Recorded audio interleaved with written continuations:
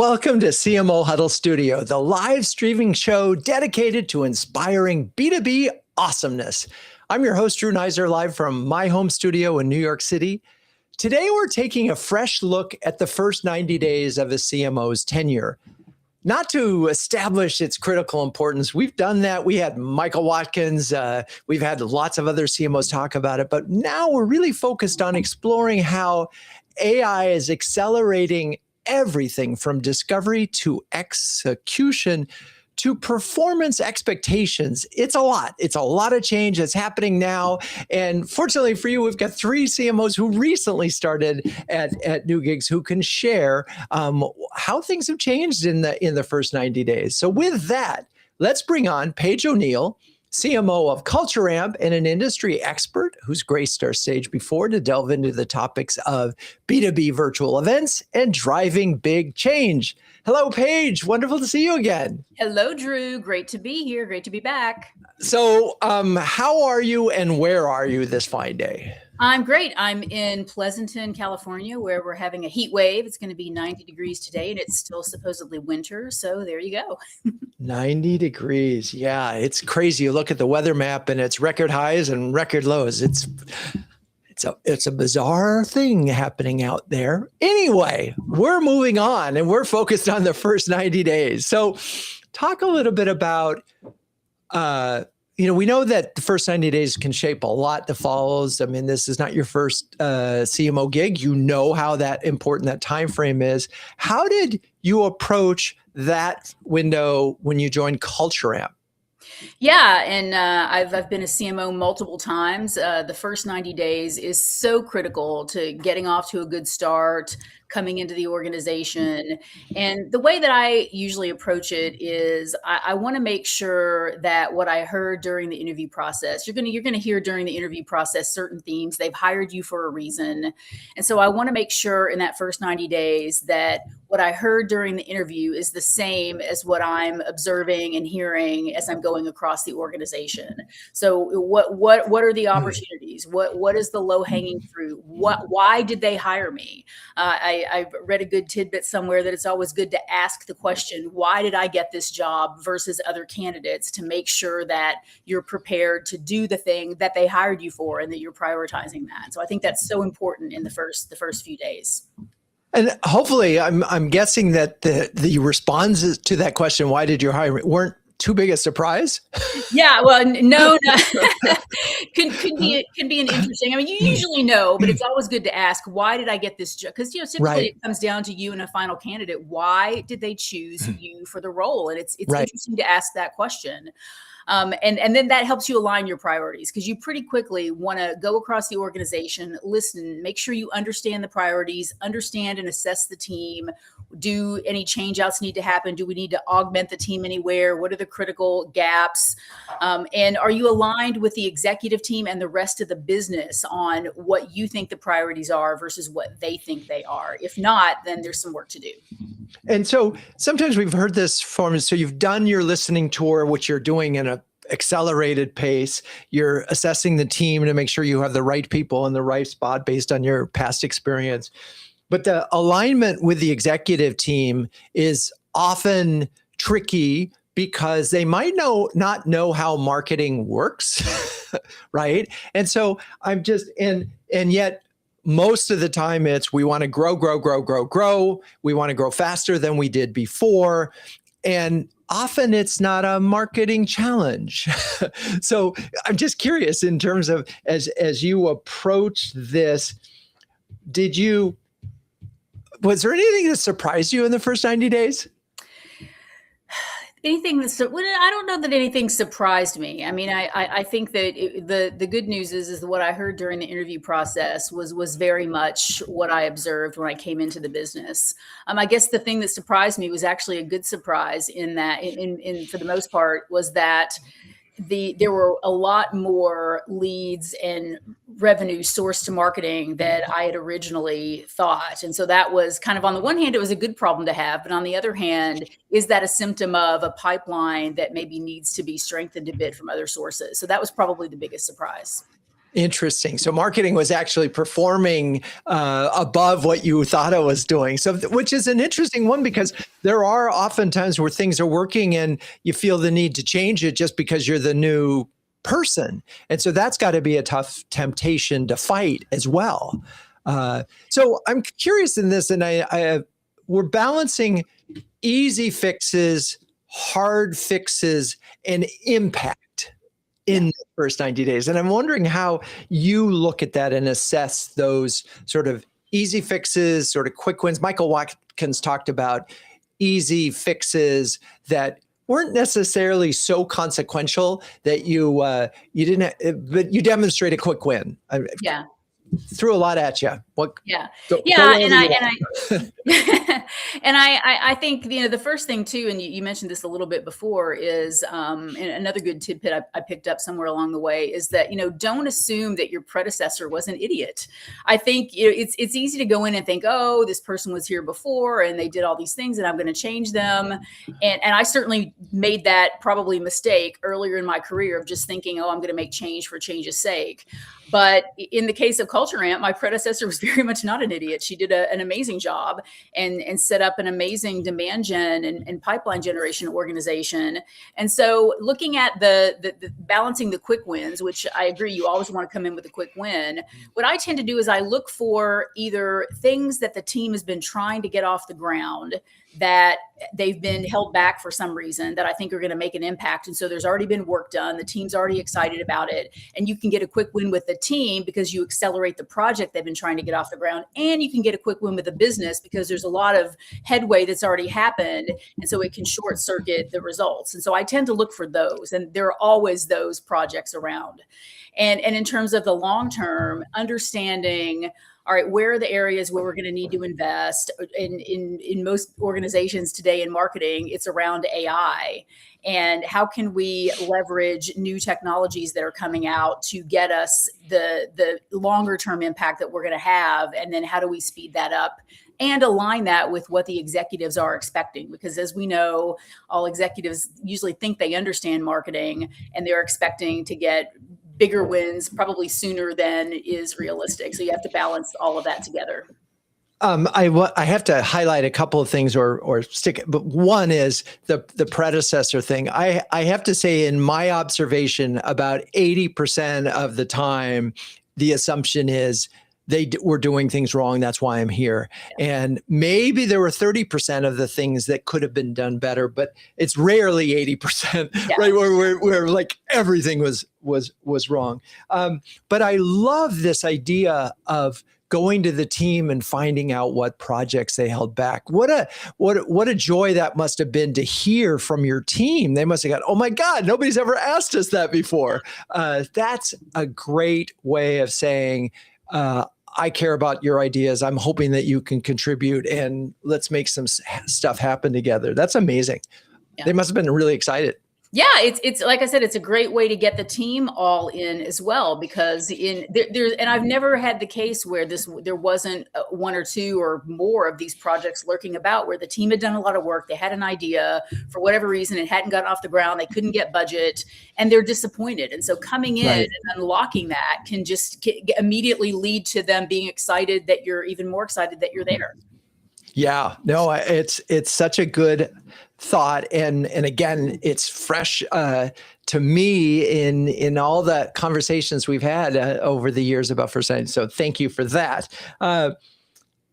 The last point that you made about AI and unlocking it, we're going to come back to in the rest of the show because there's a lot, and I really do want to emphasize in the rest of the as we move forward in the show, that AI is changing. Because I remember when you and I talked about even your prep for your interviews was you had terrific help from AI, right? Just to get the job. Yeah. And it's completely changed. And with this job, I think this is the first time that I observed it to this extent.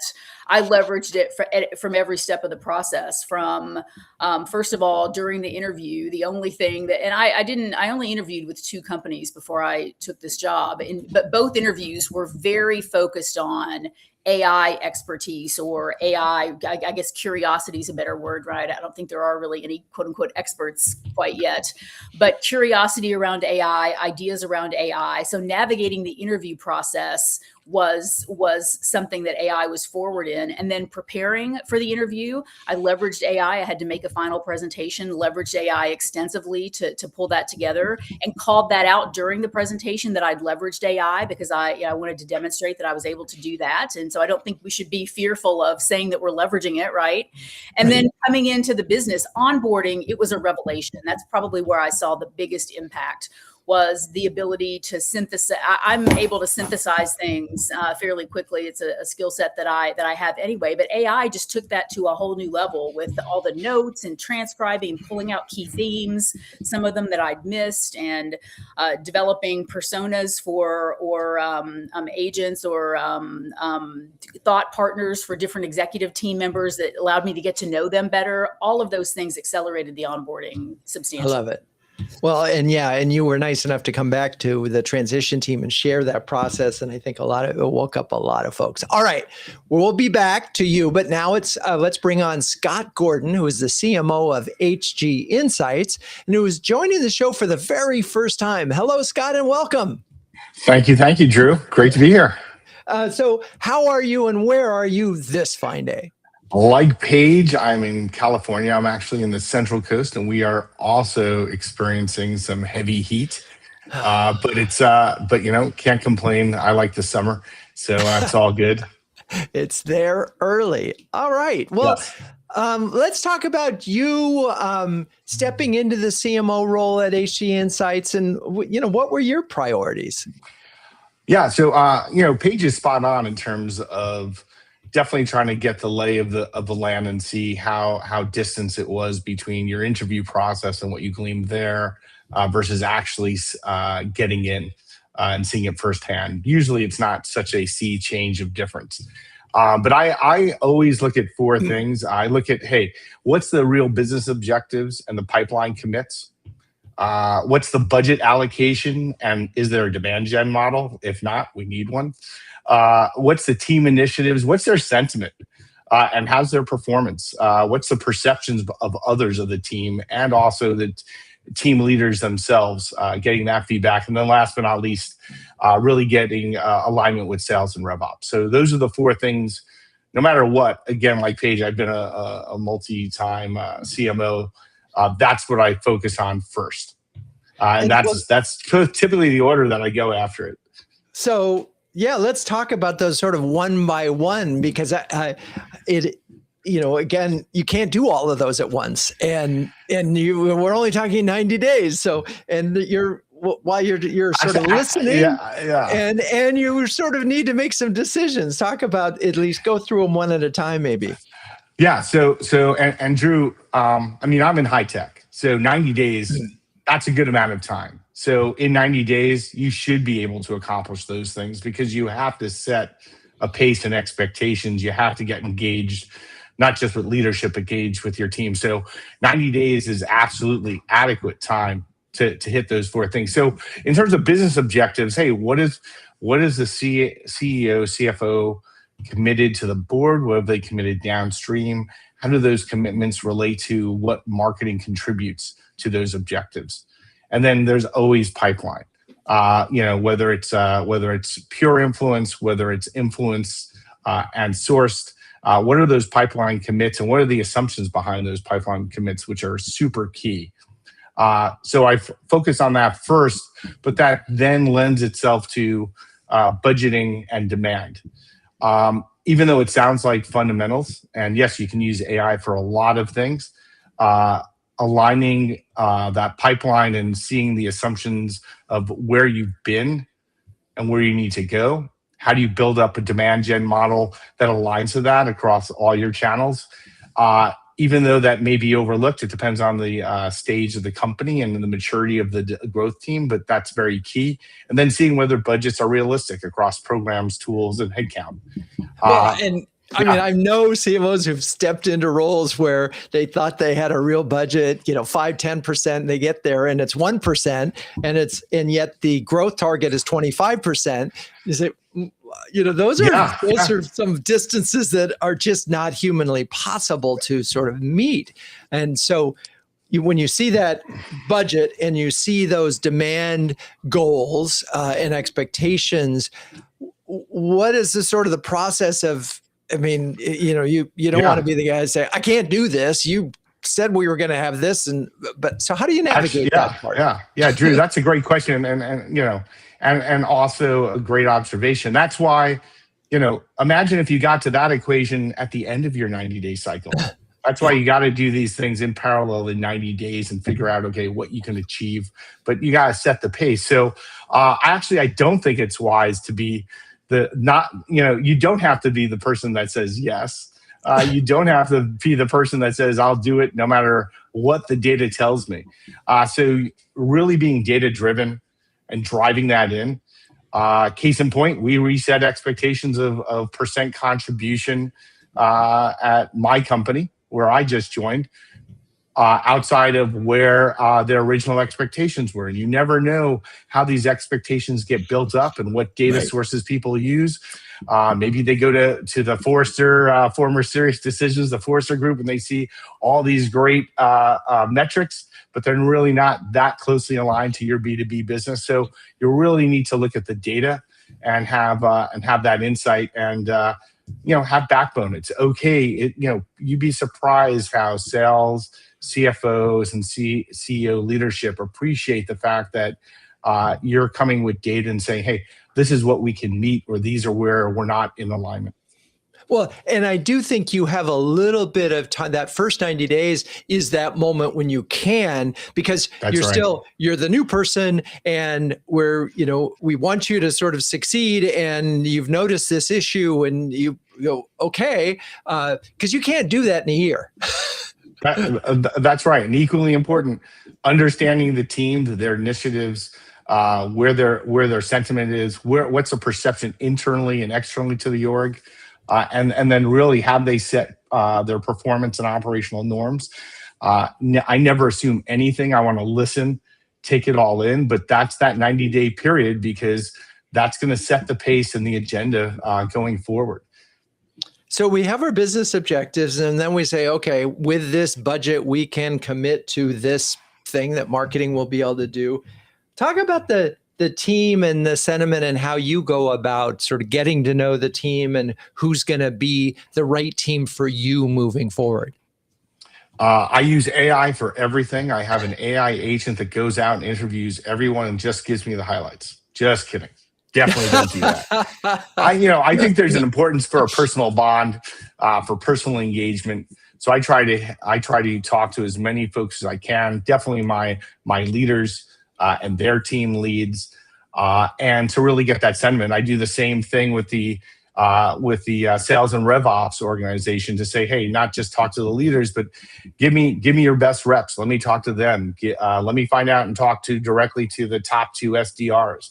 So I try to take it all in, but I think bigger is really setting the expectations that I'm not here to drive my personal initiatives. It has to be a we. So how do I get the team engaged? And more importantly, I want to make sure the team feels comfortable to voice their opinion, whether or not I want them not only just to say, hey, this is a problem, always come with 1 or 2 solutions, but I want them to feel comfortable about voicing their opinion. That's key.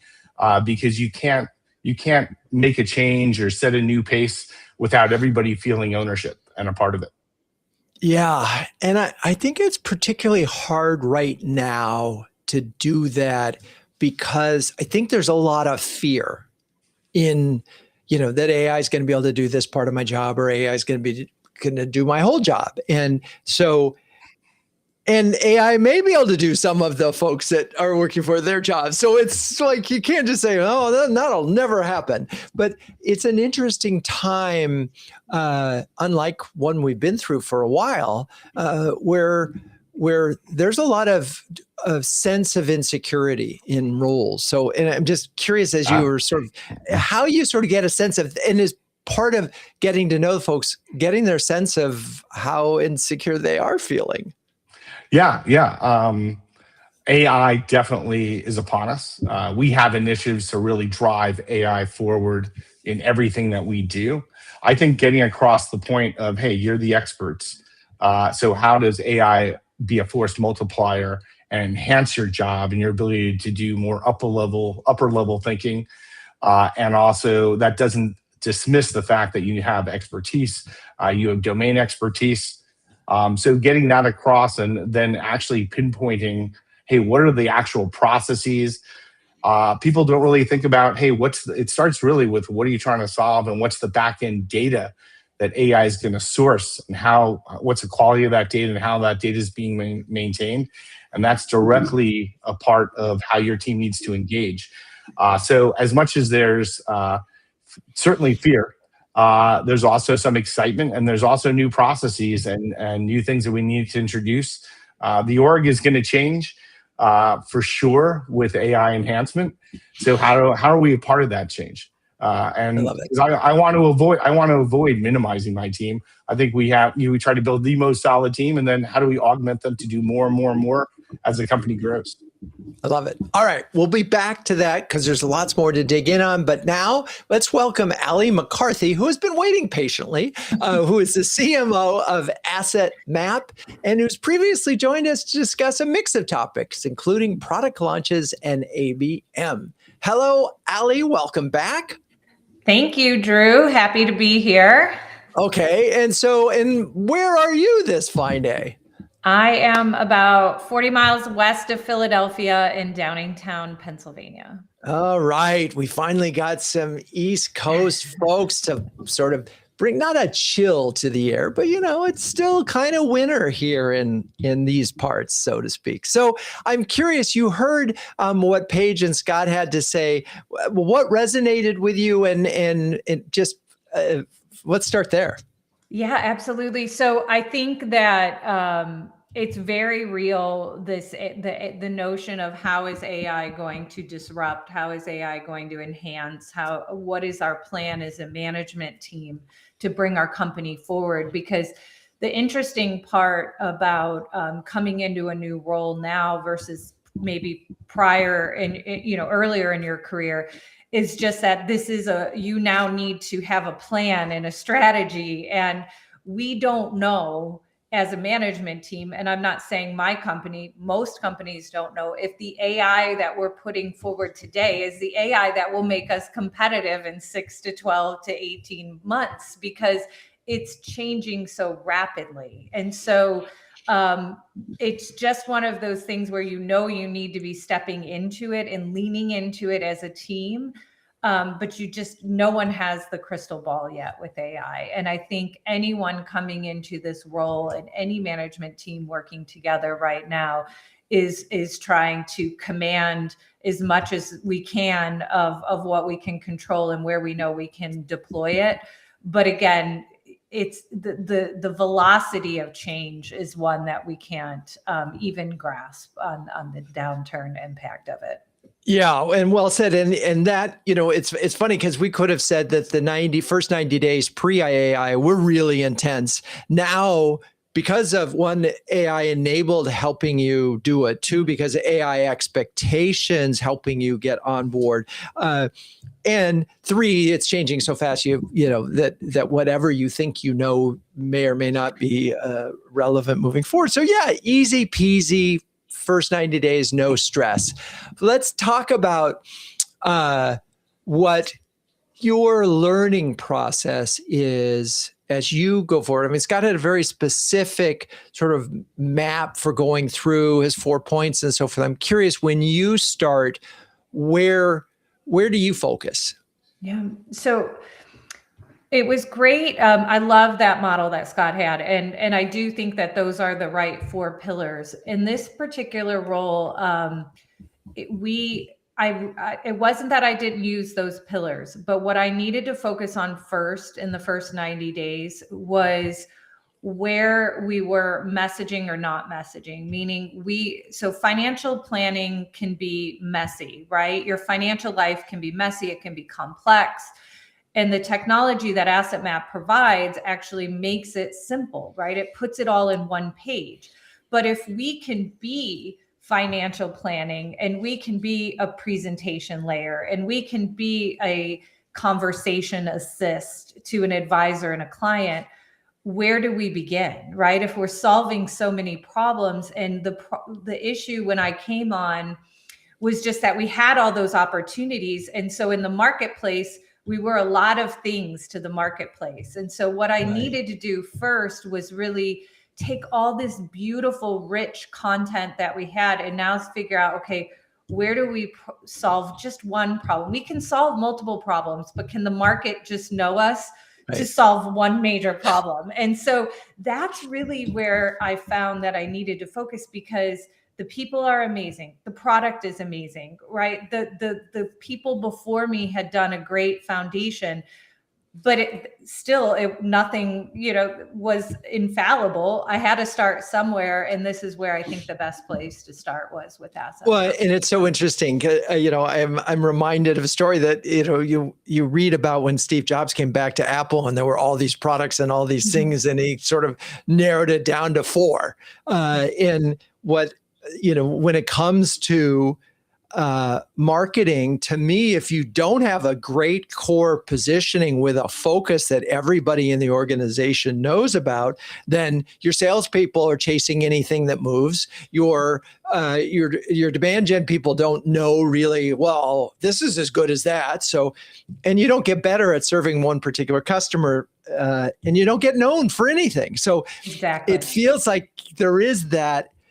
If that doesn't exist, if the sheer focus of the organization and the product story doesn't exist, you gotta nail that first and foremost, right? Because everything else will align. It doesn't matter what your goals are. Right. So that makes sense. A lot of sense to me. There's this element of like culture and connectivity under that as well, because they brought me on, they knew I knew the blocking and tackling of marketing, right? That wasn't the issue. And it's not that it hadn't been happening at the firm either. But where marketers today are able to separate from the pack, if you will, and grow brands, is just being able to say, okay, can we bring the firm together and align under that, and what are your abilities and your skills that can enable you to do the blocking and tackling of demand gen and all the other things, and content creation and running great events and, the things that we need to do. But then where can you lean in further to the organization and help bring them together towards that? And I think, and sometimes marketing gets that task as well. So talk a little bit about the process. Again, there's a lot of pressure in those first 90 days for you to help bring that alignment that you're describing around a particular sort of product benefit or solution set. How did you go about getting that alignment? So we started with research, and we did our own research. So we just wrapped up about 3 months, again, the first 90 days, implemented it fairly early on. And we're starting to just ask and get the data. And I think that having that has been an opportunity for us to unify around our own data. And then AI just helps us bring it to market that much faster, right? We can do a lot of that, but we can do some of the work with AI to help us bring some of the findings to market faster. So everything's accelerated, everything. Yeah, it's true. It's funny but what you're describing is using the time to build a strategic foundation. Sometimes in order to do that, you need to go out to your customers and the market to get more information. Yes, you could try to do that via, AI, but I don't know how accurate it would be. You could probably go to a company like Evidenza and get them to field it faster. From the research that you did, was it old-fashioned, one-on-ones? Were you fielding a survey? What kind of research did you do? We did. We fielded a survey, and we just hit folks in our target audience, and it was part of our just our inbound sequence. And every time, they came in, we were asking the same question. And so we started to find a lot of things that were interesting that we knew, but a lot of things that we a lot of green shoots coming out of it. And I think that that's the opportunity of just, you can look at the data that you have, and it's of course going to validate some of the themes that bubble up, but everyone's at a different place in their, how much their data lake is unified, right? And sometimes it's nice if you're just to start fresh with one little project like this, Right. because I could debate, if I was just pulling up old content, it could be, well, that way, that's not relevant for this, that, the other reason. And so I was like, you know what, I control it. I have a research background. So I was like, you know what, I'm just going to do it, and I'm going to do it myself, and I'm going to own it. And I think that's was me able to put my own signature on it, if you will, and to be able to control one thing in those first short 90 days. So. And I'm sensing that you had the liberty of doing that. The house wasn't on fire. Like that might not be the solution if like their demand, like the pipeline is empty, but this is the business is doing fine. There's things that are, there's somewhat of a flywheel. We're trying to figure out how can we accelerate it by being more focused. So again, I do think the first 90 days can be very different for every CMO, depending on the situation they're walking into. And in yours, it sounds like there was an opportunity to bring focus, but you had to make the business case and you had to prove it. You needed data.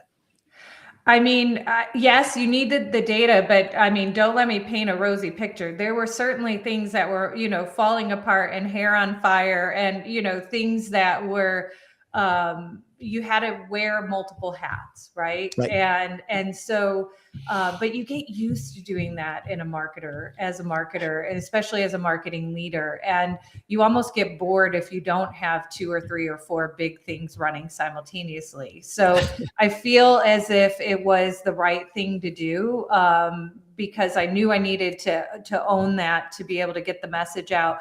But there were certainly a lot of things operationally that we needed to fix. I mean, processes and workflows weren't optimized. People came, people left, I mean, I saw a lot on those first 90 days. And, but it really made me know that when you're at a company at the right time and they have picked you and you're the right person, there's just not enough hours in the day. There's so much that you want to get done as fast as you can to help that company grow, because you're just so excited. I mean, it is a very fun time to be new and to have some of those, that opportunity and that space to think and breathe a little bit in those first 90 days. So don't try to rush it, I guess.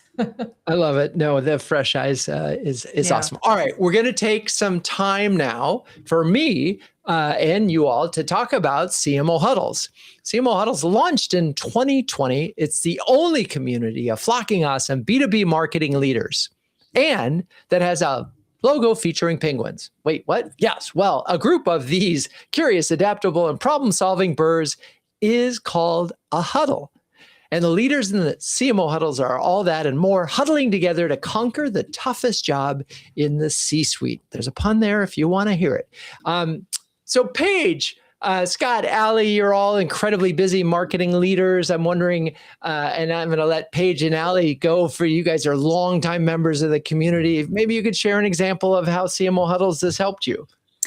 Oh gosh, I mean, there's so many examples. It's hard to pinpoint just one, but I think, and it's amazing to me how often in my job I reference a conversation or a topic that's been talked about at CMO Huddles, or I draw on the knowledge of the collective huddle that I've gained when I'm in a situation, in a real world situation in my job. I feel like no matter what topic comes up, we've talked about it, and I've got real world polling that has been done about that topic that I can bring back to the business, whether that's about how organizations are restructuring because of AI, how to structure a marketing team, how to do a budget, what tactics are working in demand gen, and how things are changing. I mean, these are all examples of topics that are regularly talked about that I can bring that knowledge back to both the marketing team and the entire business. I would echo that. And I would also say that I ended up canceling my relationship with my coach because I was getting more value out of the CMO Huddles. So CMO Huddles is not only my peer partners where I can get all the questions that I need answered, but also it fills that bucket on some of the coaching that I need. And so plays a very, very important role in where I am today, and couldn't do it without you and the team. You're the best. I'd love that. I would hug you. But by the way, we're overdue for a one-on-one. So you can book that, because that is part of the program. And Paige, we haven't caught up, but I hope I'll see you on the West Coast. So Scott, you're new to CMO Huddles. And so don't know if you have an experience yet where you could share. Yeah, no, I'm looking forward to the one-on-one, Drew, for sure. So I would just say, being a new person, jumping in and just trying to get a feel for things, leveraging the website, and what's nice is it's such a diverse set of topics. You can always have takeaways and choose which ones you want to go into and learn from. And the podcast library is rich. So I've enjoyed that. And then actually, getting FaceTime and meeting peers is super important. So anytime I can do that or it fits into the schedule. And so the last workshop we did was great. And so I'm looking forward to experiencing more and experiencing the Super Huddle, which we were a sponsor of last year. I love it. All right. Well, we're so appreciative of the three of you. If you're a B2B marketing leader who wants to build a stronger peer network, gain recognition as a thought leader, and get your very own stress penguin, there's one back there, please join us at cmohuddles.com. Okay, let's get back to this topic.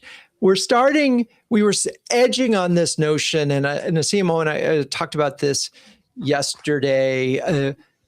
You're the new CMO, and you've got a staff of whatever size that came in. If you were starting from scratch, this is the question that I want to ask it. If you were starting a new company and a new marketing department, would you be thinking about that department completely differently than you do the team that you've inherited? And it's an interesting philosophical question, but it leads to also, how are you going to be able to evolve your teams to sort of be, I'm going to use the cliche, AI first. So Allie, do you think if you started fresh, you would be designing a completely different team?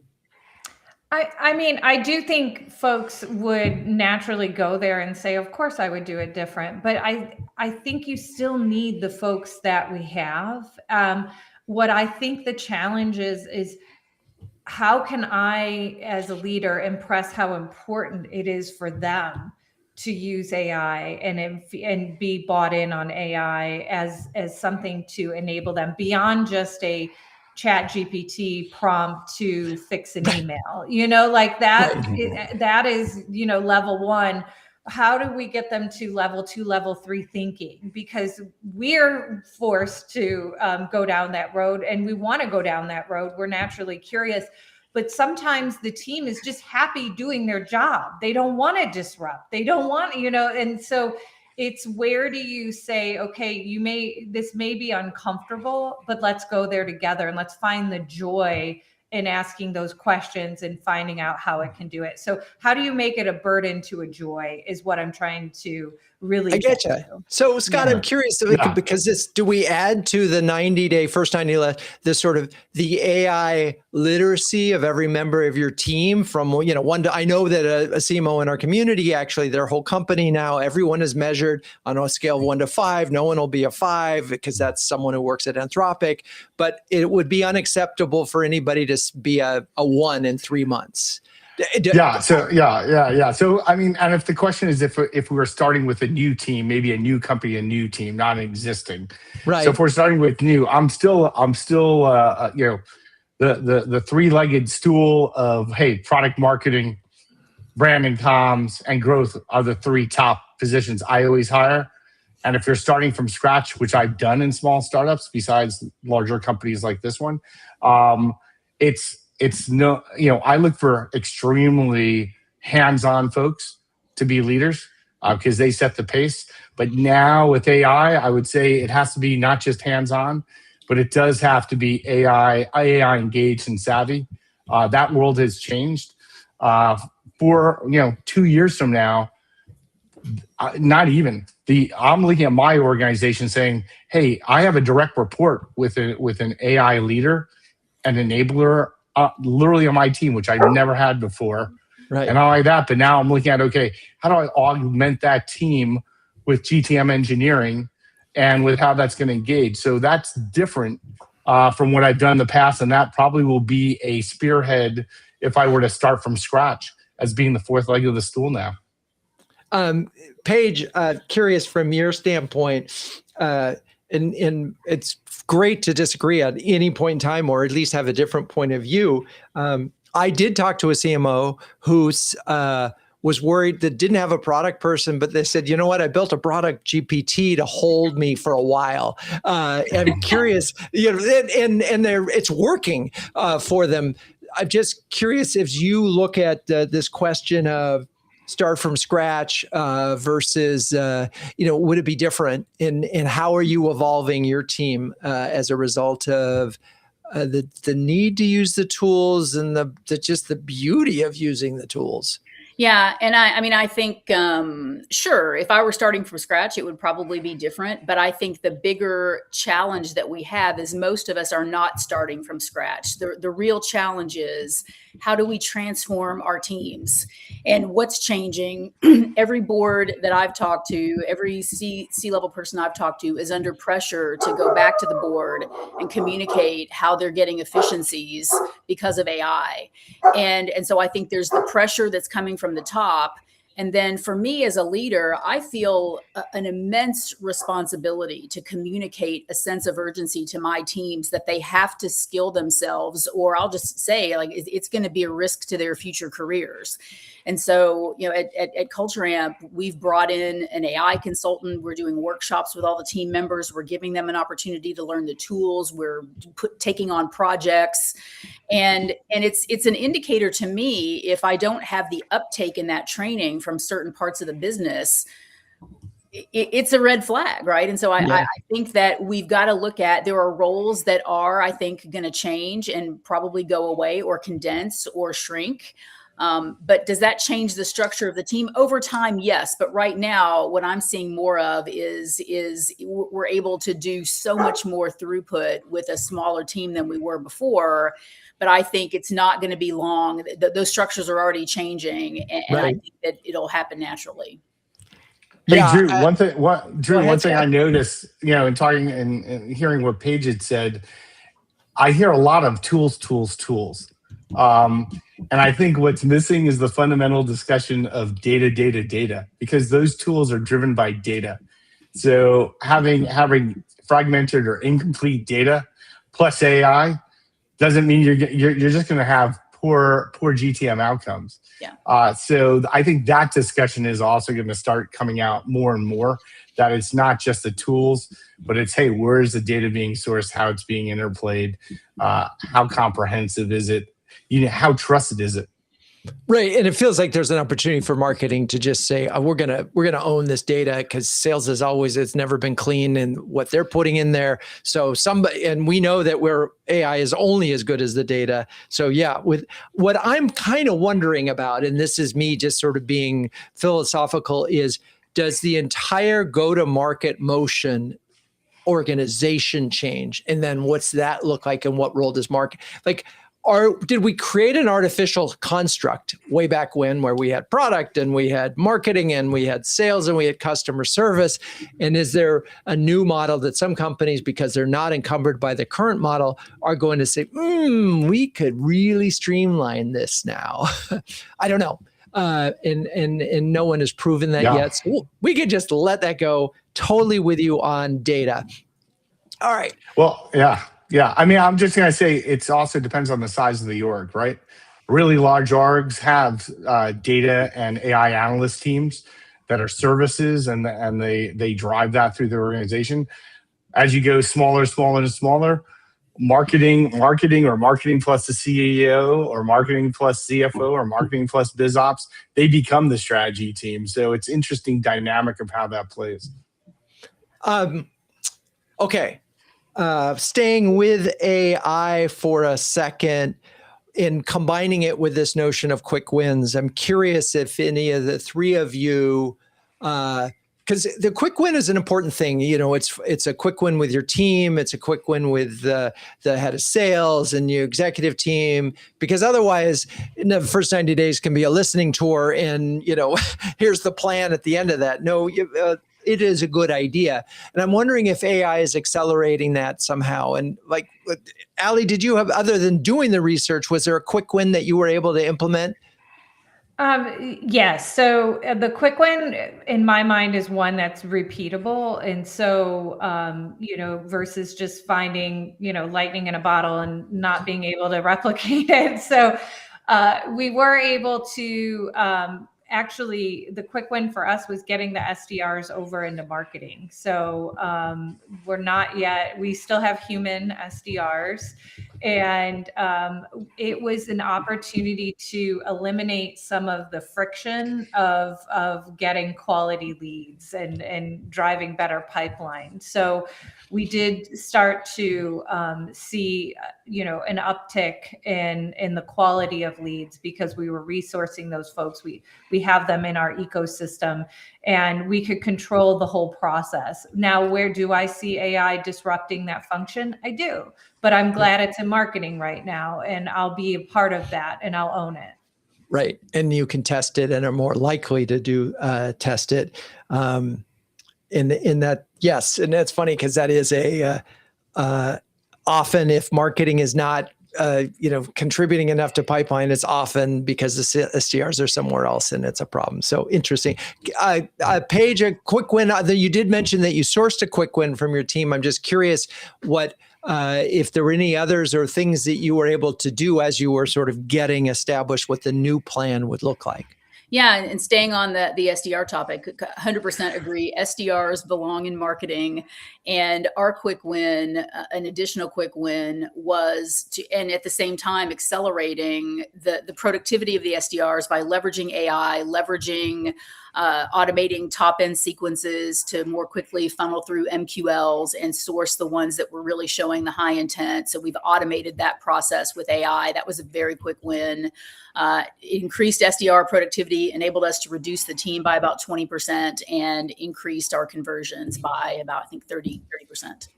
Amazing. Scott, I mean, I know you guys are in the business of doing this too. Right.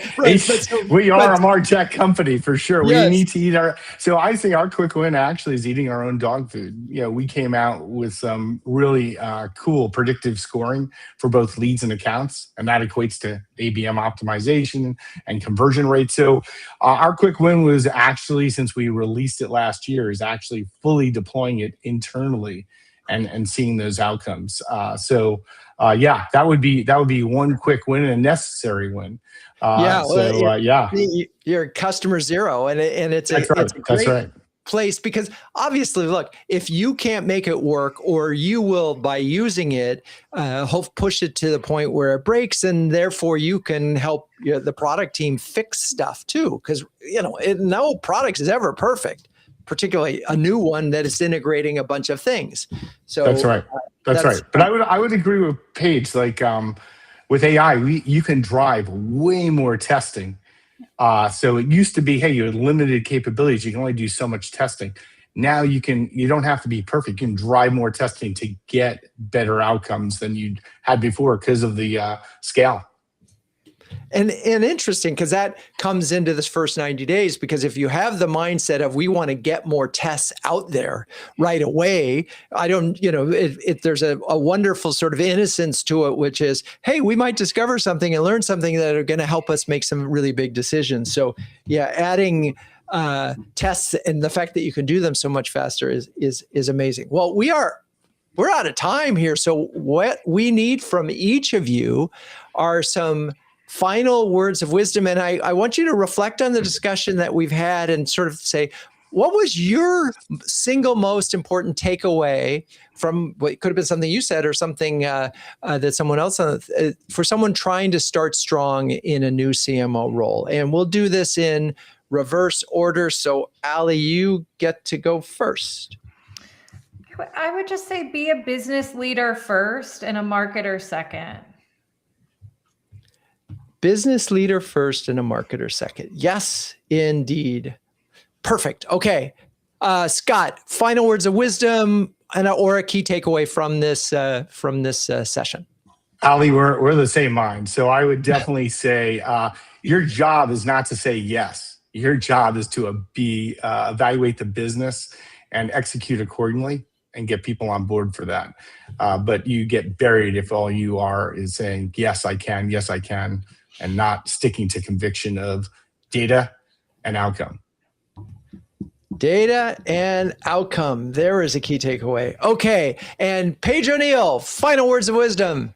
Yeah, I would say do not squander your power that you have in the first 90 days as an outside person coming into the organization. You'll never be more listened to than you are in the first 90 days. You'll never have a better opportunity to propose a radical idea, push back, carve out the space that you want to make for yourself. You have a lot of power coming into the organization. Don't squander it and don't give it away.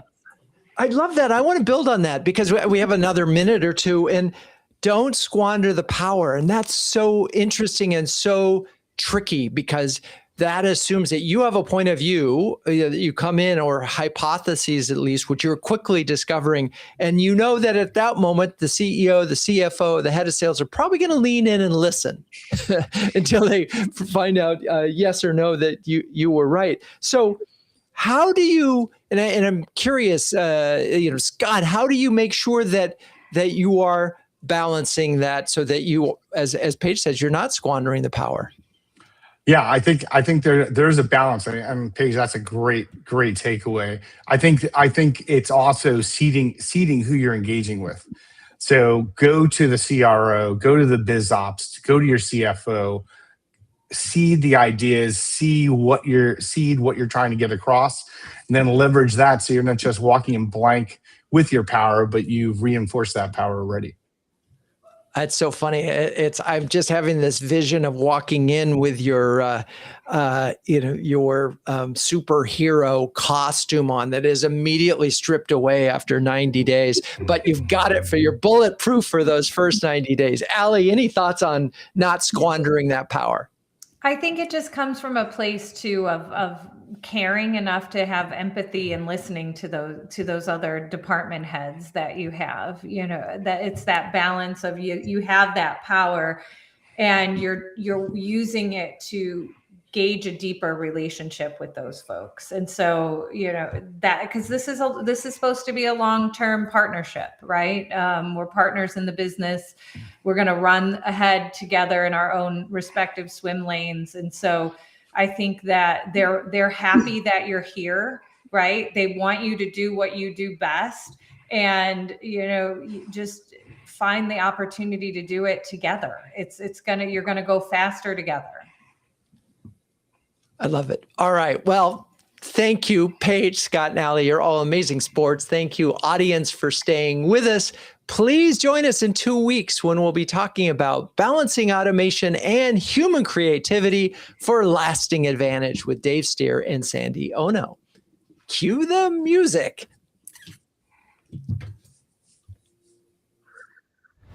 CMO Huddles Studio is produced by Melissa Caffrey. Our production assistants are Laura Parkin and Ishar Cuevas. If you'd like to learn more about CMO Huddles, please visit cmohuddles.com. I'm your host, Drew Neiser, and until next time, keep on sharing, caring, and daring each other to greatness.